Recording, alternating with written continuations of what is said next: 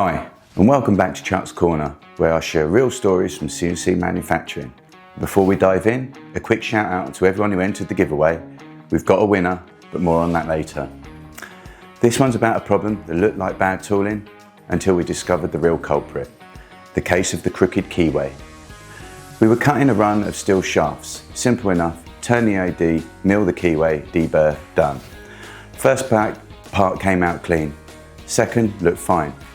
But by the time we hit the fourth part, the Keyway was drifting just a hair, maybe a thou off centre. Not enough to look wrong at a glance, but enough to cause issues once it was mated with its hub.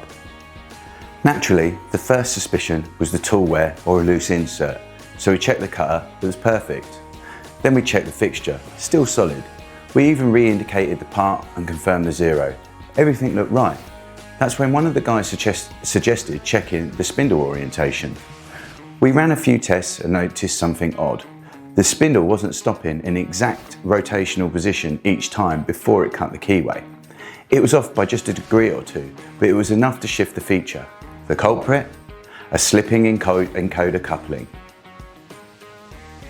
It wasn't loose enough to trigger an alarm, just loose enough to throw off the angular accuracy under load. We tightened it, recalibrated the spindle orientation, and just like that, the Keyway's lined up dead center again. Lesson learned, not every dimensional error is linear. Sometimes you've got to think in rotations and not offsets. When features that depend on spindle orientation start drifting, don't just blame the cutter, check the encoder. Before I wrap up, a couple of quick announcements. Black Friday is coming and MachiningCloud will be offering a special deal. Keep an eye on our social media channels so you don't miss it. And now for our giveaway winner. It's Mark Hiszem from Ohio. Your brand new smartwatch is on its way. We hope you enjoy it. Thanks for stopping by Chuck's Corner. Stay safe, stay sharp, and own the process.